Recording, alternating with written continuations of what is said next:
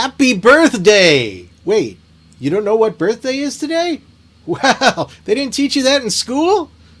I can't believe it. Well, it's a great birthday today, and we're going to learn all about it on this week's version of the State of Greater Western New York Report, which is brought to you by...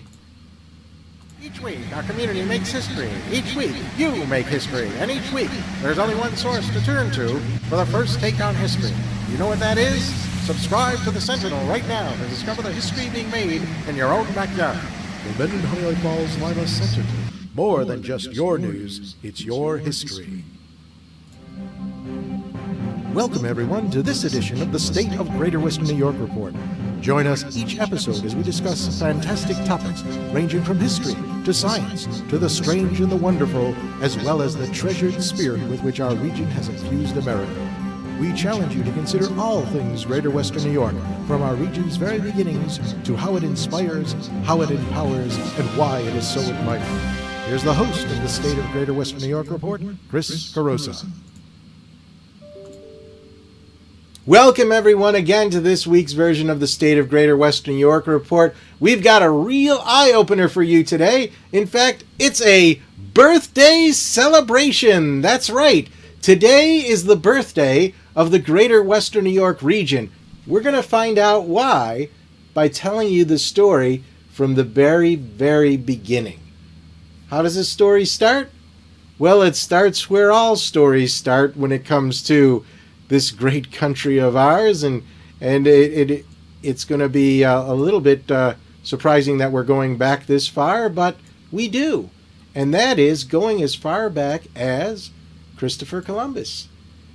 When Christopher Columbus, the great Italian explorer, discovered America in 1492, really the entire New World, as they called it back then, he was flying under the Spanish flag. And in fact, Spain claimed, or he claimed, the entire New World for the Spanish. Now that really didn't last too long. They kind of just focused on the areas where Columbus explored, which were the more warmer climes. That left the northern part of the New World open to other explorers, other countries. And it really started with the French. The French decided that they would come and participate in this New World exploration, and they really were the first ones, the first European explorers to enter the Greater Western New York region. And we've talked a little bit about them in the past. There's plenty of famous stories involving the French. In fact, I'll tell you the truth, there's a lot of stories that are more in-depth that comes to what is going on. We'll get the Spanish out of there. They're not part of the picture anymore. What I'm going to do today is I'm going to give you the kind of quick overview that will give you a sense for what happened in our region that led to this birthday party celebration. Why December 16th is the birthday of the Greater Western New York region. So each of these stories can go into much greater depth than what I'm going to be going into today, but it'll give you a sense for what's going on. So we left off with the French, and then we moved over to, well, here's what the French had to say. This is what they claimed eventually was French. They called it Louisiana in honor of their king. And they put this map out. This is actually a map that they used a little bit later on to try to sell Louisiana to, I think, Germany and somebody else. I can't remember who the other place was. Didn't quite work out the way they wanted. So we'll leave the French aside, and we will replace them with the Dutch. So the Dutch had their own sense for what was going on in terms of their exploration. They came in primarily New York, Albany, that region. This is their map, overlaying on top of the French map. You can see what their claims were. It wasn't as broad as the French had, but it was much of the region which we now call New York State. Not all of it, though. Remember, the French were still in western New York. The Dutch were kind of like in the Albany, New York City corridor. It's amazing that they kind of stretched themselves out to the western portion of Massachusetts, But that really didn't last too long, as it was obvious that their interests conflicted with who else? Who was the real people that came in here? The English. That's right. There they are behind the French. And let's just make this flag a little bit bigger so it covers up the entire screen. There we go. That's the British. So the British came in and essentially took the land away from the Dutch. I mean, it was one of those things where they had these kind of economic wars going on, but it didn't really fall into the Dutch favor. England took over. They took over what was New Amsterdam and became New York. And from then, we have what we have today. It's kind of an interesting setup if you look at what was going on. Well, actually, let's take a step back before we go into what happened at the Revolutionary War. Let's build ourselves up to the Revolutionary War. You know, you would think that, you know, once the British captured the crown jewels of the greater Western New York region, in fact, all of New York, you know, having defeated both the French and the Dutch, you would think that this would have made things easy, right? Well, you'd be wrong.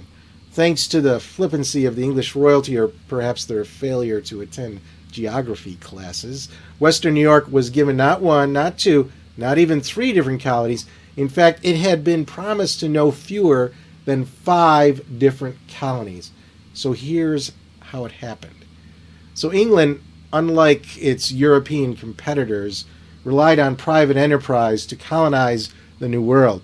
Of course, that didn't mean the king wasn't pleased. In fact, these private companies ultimately were granted their land rights by the king. So sometimes the one king would forget what the earlier king did, and sometimes the same king forgot what he himself had done earlier. So here's a pretty rough chronology of this spaghetti bowl of land titles that was created by the British monarchy. Bear in mind, the greater Western New York region is roughly between the 42nd and just above the 43rd lines of latitude.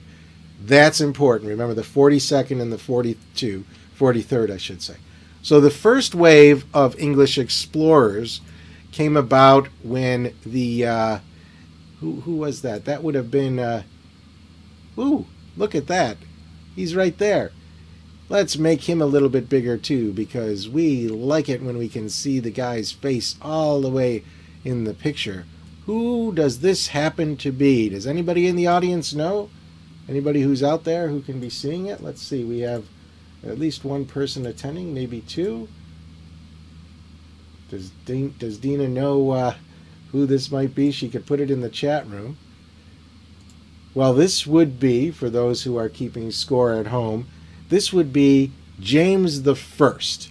So James the First ruled in the, well, this is during the early 1600s when the British first came over, and he granted North Virginia, that's what he called it, North Virginia, all the lands between the 38th parallel and the 45th parallel westward to the South Seas. That's what he called them, the South Seas. That was presumably the Pacific Ocean. So at this point, remember, this is going all the way up to the 45th parallel. That includes us. So right now, the greater Western New York region, as far as James I is concerned, is part of Virginia. But wait, there's more. So shortly after, well, maybe not too much shortly after, but about a couple decades later, another king, a new king, this would be Charles I.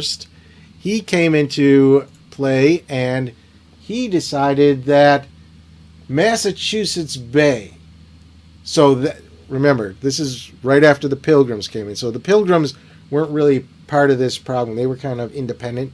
But there was a formal Massachusetts Bay Colony Corporation that came and settled Massachusetts. So in 1628, Charles I granted the Massachusetts Bay Colony all of Northern Virginia, or North Virginia's land, above the 42nd parallel. Again, this extended to the South Seas. So now you get a sense of Massachusetts. You see how Massachusetts goes from the 42nd parallel to the 45th parallel, from the Atlantic Ocean to the Pacific Ocean. So now we're a part of Massachusetts. But wait, there's more! So in 1662, the son of Charles I, guess what his name was? This is another one of those trick questions. If you're into English monarchies or monarchs, it should be pretty easy. So the son of Charles I was, lo and behold, Charles II. That's right. In 1662, he decided to create the Connecticut colony. This is from the old Warwick Grant. And this is now between the 41st and 42nd lines of latitude. So it's just underneath Massachusetts, but again, it extends westward 3,000 miles.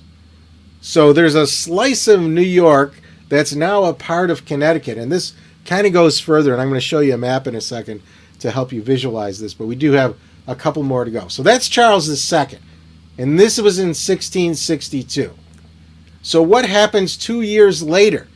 2 years later, in 1664, the same king, Charles II, gives his younger brother, the Duke of York, otherwise known as James II, I think. He's going to become king later on, but at this point, he's just the king's brother. He's the Duke of York, and guess what Charles II gives him? He gives him the lands previously deeded to Massachusetts and Connecticut in this region that will ultimately become New York. But it wasn't really all the lands. It was just a portion of the lands, roughly the old Dutch lands. And remember, the Dutch weren't part of Western New York. So even though James was given this thing that became New York, it wasn't the entire thing that we now call New York. The western part wasn't really defined. So, are we part of Massachusetts or Connecticut or New York? We don't know. In 1681, things will get even more confusing. And that's because this Charles II is still around, by the way, at this point. He hasn't passed on. Charles II entertains this idea from William Penn to establish a new colony. And Penn is going to call it Pennsylvania. So he gives William Penn land rights up to the 43rd parallel. And this parallel runs just south of Syracuse. So it's going through western New York at this point. So we are now part of, probably not Connecticut, because that got wiped out by Pennsylvania, part of Massachusetts, and maybe New York? We don't know. So if you're thinking about where this Pennsylvania parallel line, where this 43rd parallel line, and I actually think there's a marker somewhere just on the eastern portion of the greater western New York region that identifies this, but this runs south of Syracuse, north of Waterloo and Geneva, and just clips the southern half of Monroe County. It slices through Batavia and bisects Buffalo and Niagara Falls. So Mr. Penn was lucky because he didn't have to deal with the vagaries of lake effect snow from Lake Erie. So what were we left with, or what are we left with at this point? It's really kind of a hodgepodge. If we look at the North American map, this is just prior to the Revolutionary War, you'll see 3 different countries. The orange is England, or Britain. So is the purple, but that's a different part. That's the non-United States part. The blue is the French, and the orange is the Spanish. So this is what things looked like at the Revolutionary War, at the outset of the Revolutionary War. What happens next? Pretty interesting story. In fact, there's actually a little bit of a harbinger, an omen of what could possibly happen in the Western New York region given this conflict. We'll get to that and the Revolutionary War in a moment after the message from this sponsor.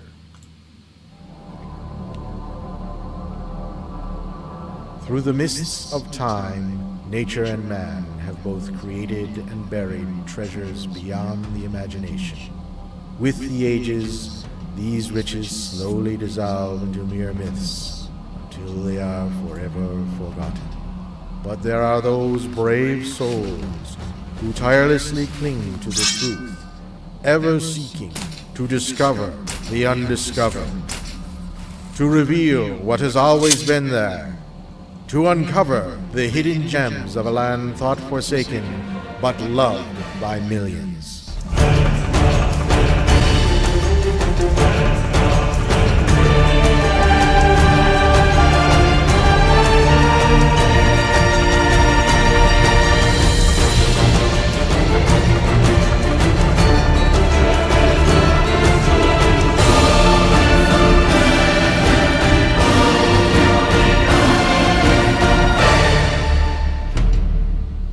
50 Hidden Gems of Greater Western New York. Discover the secrets in your own backyard. Buy your copy now at 50hiddengems.com. Welcome back to the State of Greater Western New York Report, and today we're talking about the birthday of the Greater Western New York region. That's right, December 16th, 1786 is the birthday. 1786, when is that? It's well after the Revolutionary War. Why did it take so long to fix things? Why we kind of know why there might be a problem. We've got this hint of why there might be a problem. Well, let's again look at where we left off right before the end of the Revolutionary War. We have this hodgepodge here of international affairs, but the Revolutionary War was only marginally involved in the international affairs. By the way, you can see the western region here is still claimed by the French, but that's really not true. This was a pretty much of a actually, you know, this map, I should point out, this map was before the French and Indian War. So that's why you see the French still here in the Western New York region. Here's a map that's probably a little bit better in showing you what was going on within the region just prior to the Revolutionary War. Here's this mess of what's going on in the colonies. So this is during the Revolutionary War. Now don't mind the dates here. The dates are going to show you how things end up getting resolved over time. But you can see that the map is the Western New York region. The lower half is claimed by Pennsylvania. Again, this is before the Revolutionary War. And also the Western New York region is claimed by Massachusetts. And we know that that is going to be resolved.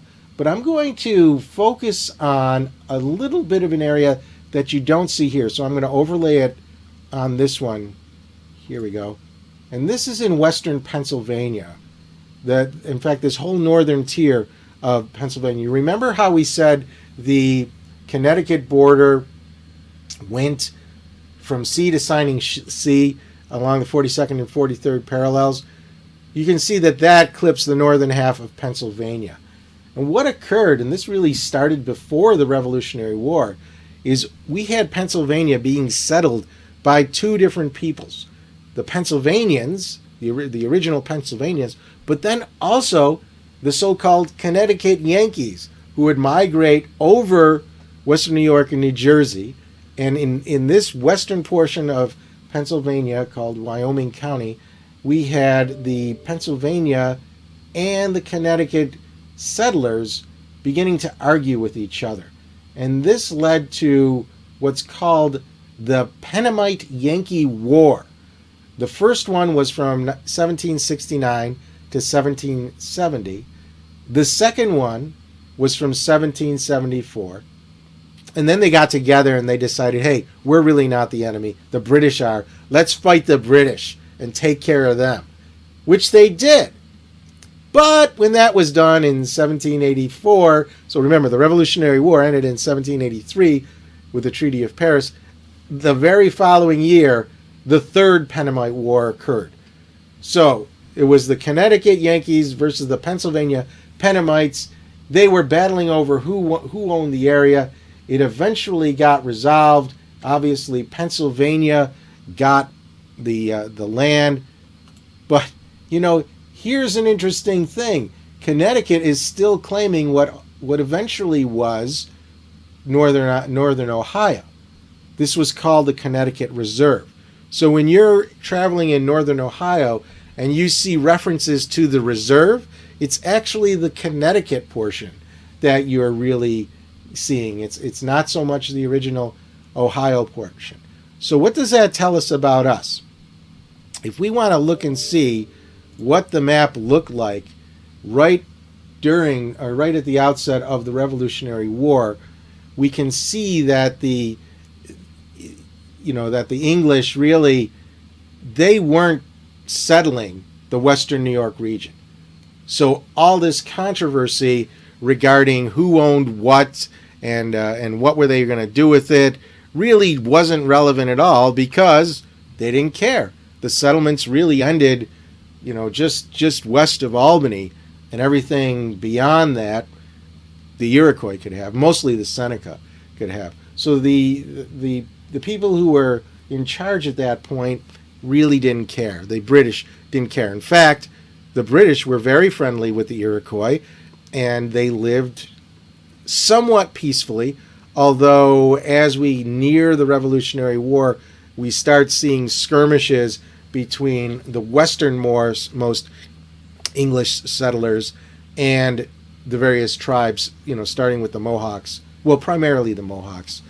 So we get that going on. But things started to change. So after the Revolutionary War, what were we governed by? We were governed by the Articles of Confederation. The Articles of Confederation really didn't give us a good sense of how to resolve these conflicts.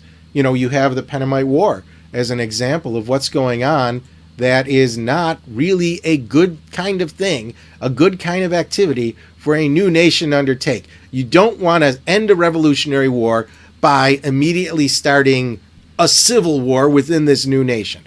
Not a good look. So that was just one problem. There were other issues that they had to figure out, and that led to... What did it lead to? Da-da-da! It led to... I can press the button. There we go. The Constitution of the United States. So this was in what year? 1787, I think. That's when it started. Well, we wanted to resolve the Western New York situation well before then. And the states, this is actually contrary to what was supposed to happen.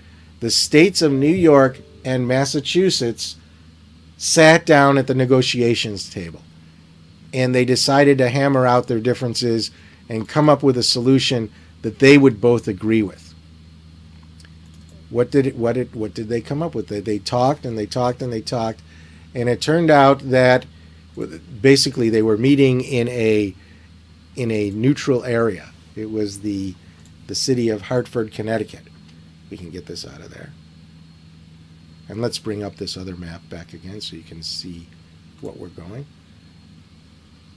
So you can see this map. They're talking in Hartford, Connecticut, and it was on December 16th, 1786, that they finally decided that they would agree on who owned this land in Western New York. The actual definition of the land, this is the key significance of this treaty, and this is why it defines the greater Western New York region. On this map here, you can see this north-south line that is right at the tail end of the greater Western New York region, the eastern end, I should say. That's called Preemption Line, and that was defined by this Treaty of Hartford. So everything west of that line, and by the way, the line is technically defined as this direct north-south, say longitudinal line that starts at the 82nd millstone on the New York-Pennsylvania border. It goes straight north to Lake Ontario.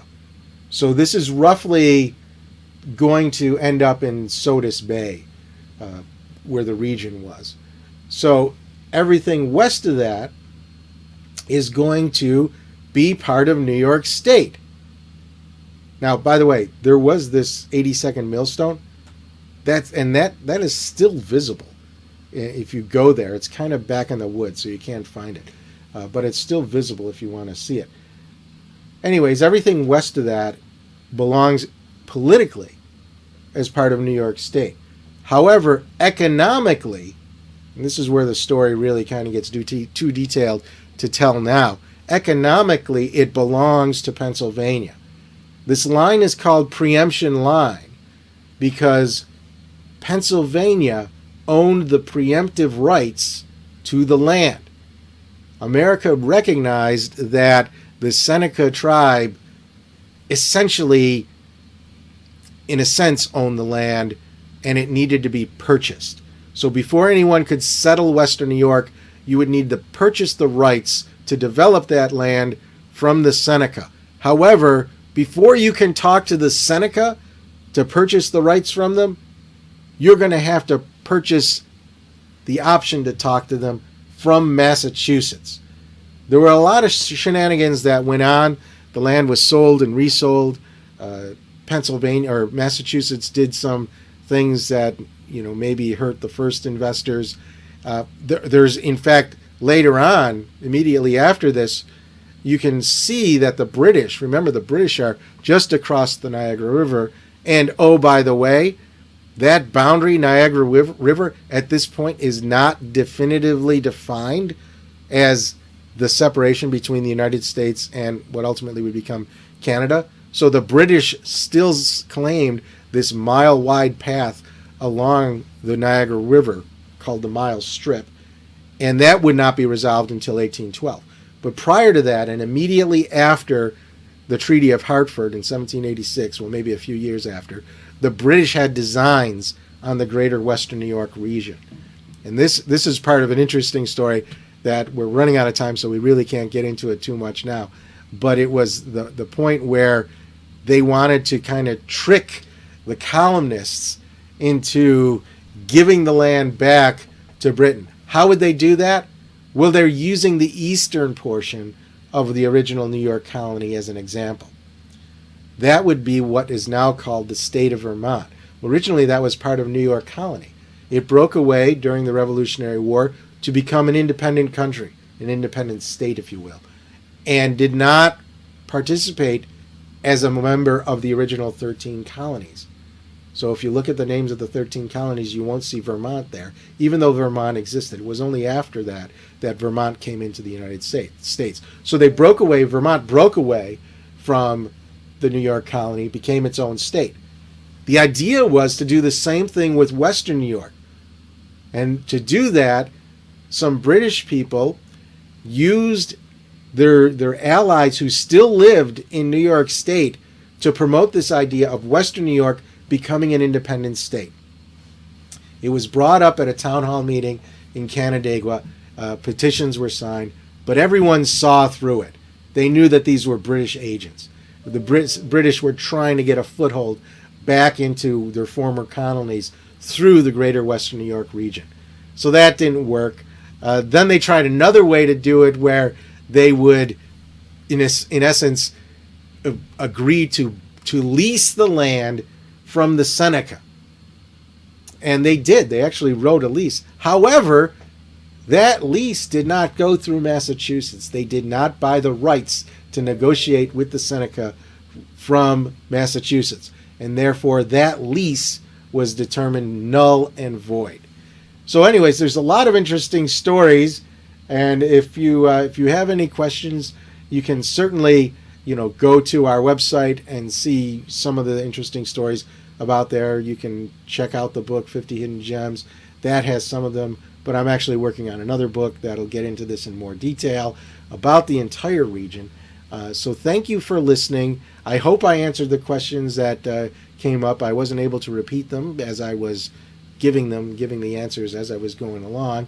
If you want to be part of the live audience in the future, go to stateof.greaterwesternnewyork.com and you'll be able to sign up for free and be invited to the live version of this show, which airs exclusively every Thursday at noon. It's rebroadcast at 1:30 on Sunday on our Facebook page and YouTube channel, but it's live every Thursday. And by the way, it's also archived on our site, so you can see it at any time if you miss any of those broadcasts. So once again, this is Chris Carosa saying thank you very much for participating, being a part of today's Greater Western New York Report, and we'll see you all next week.